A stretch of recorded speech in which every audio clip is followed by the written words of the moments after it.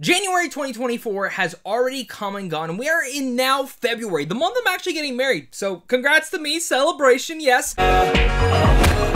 But I got to see 10 new movies and TV shows this month, and that's what we're going to be doing today, is ranking all 10 new things that I watched in January this month. Again, this includes movies, this includes TV shows. And yes, I already know, I'm already going to see it in the comments, well, don't a bunch of other movie YouTubers do that? Yes, I understand, but Sean Chandler, who I did an excellent panel with over in California in early January, mentioned that he likes to do these rankings because then he has a way to talk about some of the smaller movies that he watches, and that's actually been something that I've been trying to interject and do a little bit more on this channel. I love the idea so much, I thought I'd steal it, but instead of just talking about the movies, I also wanted to talk about the TV shows that I watched this month as well. So, make sure to leave your thoughts down below, hit that like and subscribe button, and without further ado, let's get into this ranking.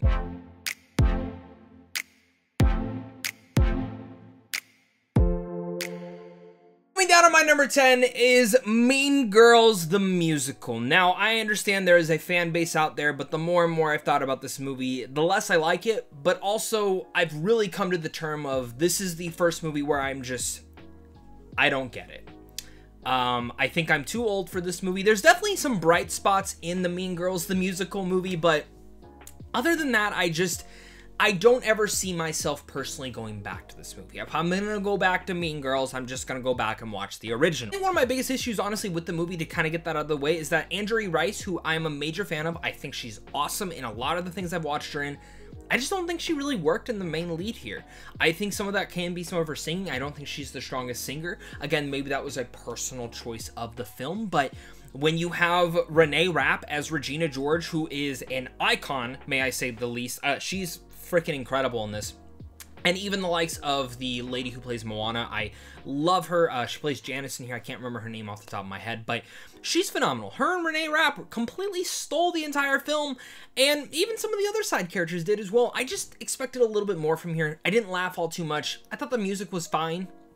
Some of the musical numbers were better than others, and definitely the film picks up a lot of steam towards the back half, but for me, it just didn't all work. I would still go positive for the most part, like in terms of like recommending this to Gen Z, but anyone else, not really. Then we get into my number 9, which is Loss of Essence, which is actually available to be rented this week. And this is in like $70,000 independent film that, full disclosure, one of my close friends helped make.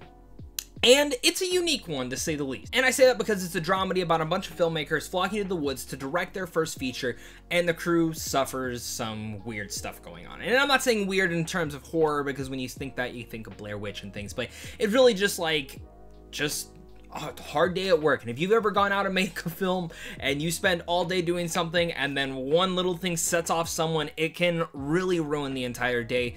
But what I can really say here is that there is passion behind this. I didn't think it was the end-all be-all, one of the best things I've watched this entire year, but I can also go as far as say I don't think it's the best thing. I think as a directorial debut, this is an interesting one.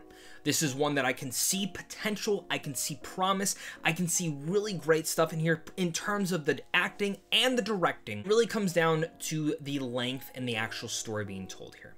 I think the script overall is pretty damn entertaining. I think the concept is fun. I thought the performances were great. And again, I thought the direction was pretty solid. But where I think the film really stutters on is in the overall department to make it a feature film. I love that he shot out to make a feature film, but I do think that maybe this entire story would have fit better for maybe a 30-minute short of some sorts. But again, Loss of Essence is one that I would recommend, and you should check it out, specifically if you're someone wanting to like network and discuss and maybe check out some independent film that maybe you would never watch. The other thing also, before I get going, I think this would have been better if filmed as found footage. That's just my personal opinion, but what am I to say? Now we get into my number 8, and that is Ekko Season 1, or just Ekko's miniseries. I don't know if they're gonna renew this or not. It only cost $40 million, which is a damn surprise, surprisingly, with these Marvel budgets, but Ekko is a show that, when that trailer came out, because beforehand, I didn't care. I liked Cox in the role. I thought she was fine in Hawkeye. I liked that Kingpin was going to be in here, but I just couldn't get excited for the entire premise, the thought. I'm like, why are we wasting time with this? I'd rather you've just pushed Daredevil Born Again out or another street-level hero out in here. And what Ekko Season 1 at least accomplished was it made me like the character a lot, to the point where when she looks comes out next, I'll be excited. This series is not perfect, and that trailer really set an expectation for me to be very excited for this. In terms of the brutality and what I thought the show was going to have, it had definitely brutal moments, but it really marketed it as the next kind of Netflix Marvel series that we would have had back in the day. And there was some nostalgia of me going into that and into this series and wanting to binge it, and I did. And I thought the first 3 episodes were actually really good, and I liked what we were doing there. I had my complaints. I was like, okay, like, where's the character development for everybody else? Why are we rushing through this? And when I knew there was only 2 episodes left and they didn't give it to press, I started to get a bit worried. Then you give me episode 4 and I'm like, wow, episode 4 is great with Kingpin. And then we get episode 5, which I thought overall was just a complete misfire. I think 5 really dragged the show down to a complete halt. It again deals with the same issue that I have with about 90% of the other MCU films and shows in just the last phase or so, where the ending just does not land. And Ekko is kind of the same way. I like the sentiment, I like what it was trying to do, I like what it set up, specifically in the end credit scene, but it was rushed completely. Again, and it has lack of character development for anyone else in the series. It's really only a character study on Ekko, and that's okay. I love what they did with Maya, but when you're trying to make me care about everybody else, it didn't really work there. And I also thought the action just became very lackluster. Everything just felt rushed. And I wanted a bit more from this. I liked it overall, but I really expected a lot more from this, and I'm really hoping that going forward, Marvel just lets the creatives do what they need to do. I'm really worried for Daredevil Born Again. I like a lot of the changes they're doing, but is it too late? Is it not? We will see. We get into my number 7, and we have another directorial debut on our hands, and this is from Jake Johnson, which I guess this film premiered at South by Southwest last year. Hulu and Disney picked it up, put it on Hulu, and overall, the concept of this, like, this is the reason I watched this movie, not just because of Jake Johnson. I love Jake Johnson. The entire concept is this man is given the opportunity in a life or death reality game show on the dark web, where one man discovers there's a lot to live for, because Andy Samberg shows up to him and says, hey, you want to be on a dark web reality game show? And he's like, yeah. So basically, all you have to do is survive for a certain amount of days, and none of these guys called the Hunters can attack you as long as you're not alone. And I think overall, for about half of this movie, it's hilarious. It's fun. And then you get into the middle part, and it actually gets pretty poignant with its themes of not wanting to be alone and being a loner. And I think Jake Johnson, as a performance, I think he's great in here, but I also think his performance really lightens up once Anna Kendrick comes into here. And for me, that was actually one of the strongest aspects of the entire movie, is that relationship building, who you do with strangers, what you start to learn about them, and what you start to learn about yourself. Where the film kind of starts to fall apart is towards the back half, where I was starting to kind of like be really entertained and really just kind of like taken back and was like, wow, like they are doing something really unique with this. Kind of something that the Lonely Island crew did with Palm Springs, which was one of my favorite films of that year. If you have never seen Palm Springs, it's also on Hulu. I highly recommend it. But that film looked like this time travel romantic comedy, and it had a lot of those poetic and really much poignant themes and thematics to it. And this film kind of started to have those, and then I felt in the back half it kind of just was like, okay, well, people are going to come for this concept. We need to execute a little bit more on that. And I don't think that's where Jake Johnson should have gone with it. It's okay to kind of land where you wanted to go with that, but I wish it still would have focused in on those themes of being lonely and trying to find someone in this imperfect world. And those are the things that I truly wanted from Self-Reliance. I liked it, but I didn't love it. Now we get into my number 6, which I have actually gotten death threats. I know it's wild. Like, people have messaged me on Instagram, Facebook, attacking me for this movie, and it's The Beekeeper, which I gave a positive review to. I just said it was a stupid movie. And when I say it's a stupid movie, I mean in terms of a B action movie. And I'm not trying to get all puns or anything like that, but reality is this film also has puns. It really has a lot of guns, and it's a lot of fun. And I actually think this is like one of David Ayer's best movies that he's ever made in his entire career, at least in the terminology of entertainment. And I actually really hope that he continues to make films like this, because I think David Ayer nails it in those departments. And I think Jason Statham is awesome. I mean, The Beekeeper has a lot of like nuance to like how John Wick is, and like how he was the Baba Yaga, and you know, the Beekeeper is a secret organization. There's so much wild stuff, and I like the world building to it. And I like how stupid the movie can get in terms of its puns and in terms of some of the action and the over-the-top nature, and that was some of the stuff that I just truly enjoyed. And I think anyone who sent me a death threat for calling it stupid, you're stupid, because genuinely you probably didn't watch the rest of my review where I talked about how I still enjoyed a lot of this movie, and it is, weirdly enough, one of my favorite films of the year, because not a lot has come out, but I still enjoyed it. And I think if you're looking for a good solid B action movie, you should go check this one out. I would get into my number 5, which is Suncoast. This is also another directorial debut, and this movie really took me by storm. This is directed by Laura Chin, and this film premiered at Sundance. It's coming to Hulu next week after this video premieres. If it's past February 9th, then this film has already come out. It's also in select theaters right now, so maybe you can check it out or find itself. But it's about a young girl who's in high school, played by Nico Parker, who did an amazing job in The Last of Us. I absolutely loved her in there in that one episode. She broke my heart. Also stars the likes of Laura Linney and Woody Harrelson, who are also both fantastic in this, and Nico Parker, again, just absolutely nails it. But this film is about a young girl in high school who has to care basically for her brother. She has to grow up instantly and care for her brother, who's in a wheelchair and is dying, and honestly could die any day, and ends up getting put in hospice. And there's this whole like underlying tone with like protesters at the hospice, and there's certain things in that don't work, and I don't think there's certain things that work in terms of like where Nico Parker's kind of hanging and making these new friends. I think they spent a little too much time on that. But where this film really lands in a couple areas is, first, it's emotion, it's acting, and it's directing. And for me, Suncoast actually got me pretty damn emotional. Like, it got me interested and locked in with these characters to the point where Nico Parker watches like a montage video of her and her brother as just kids, and it really broke my heart. And I think anyone who's ever dealt with someone in hospice can kind of relate to reliving through those memories before someone passes away, and when you know their time can come at any point. And it broke me. It broke me at that point, and I think what Laura does as a director here is solid and incredible, and really much something that I'm looking forward to see what's in the future. I think the film should have focused a little bit more on Woody Harrelson and Nico Parker's relationship, just a tad bit. I would have liked to see more of him in this.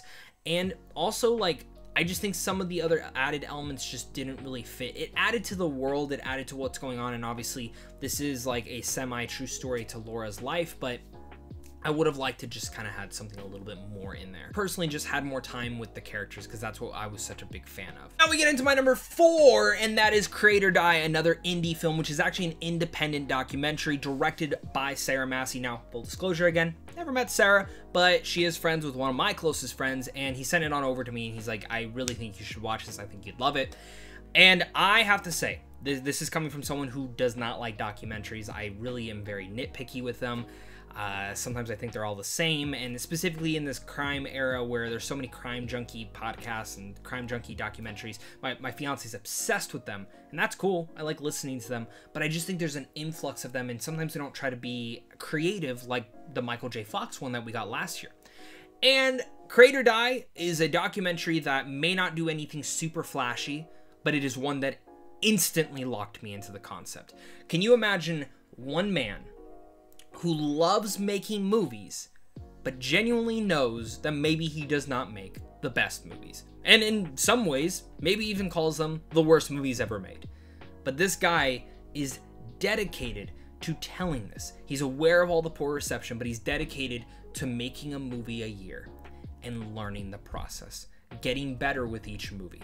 And there is something very inspiring to that, in the way that Sarah is able to capture this on camera in a documentary and make it riveting is something that I was truly taken back by. I didn't expect that. I expected to kind of just enjoy this and be like, yeah, that was a solid documentary, but I actually came away like feeling inspired to want to go and create again. And I've been wanting to create something. I think seeing that hopefulness from our main point of view in here is that this man is dedicated to doing this, I think should interest and also just kind of show the dedication that goes into indie filmmaking, even onto the most smallest and lowest budget. And I think that's where Create or Die really works.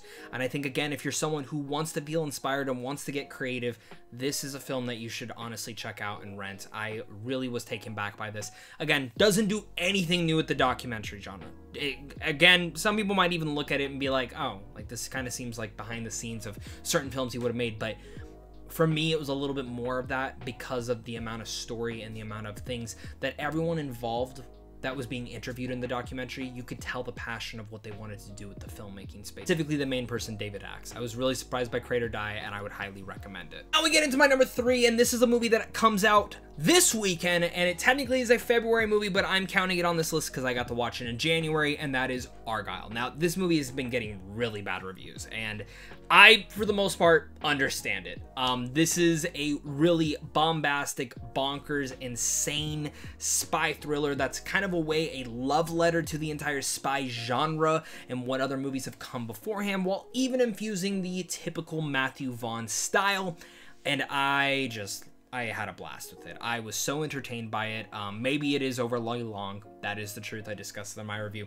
Maybe a lot of the CGI just does not work, and sometimes can be a little bit distracting.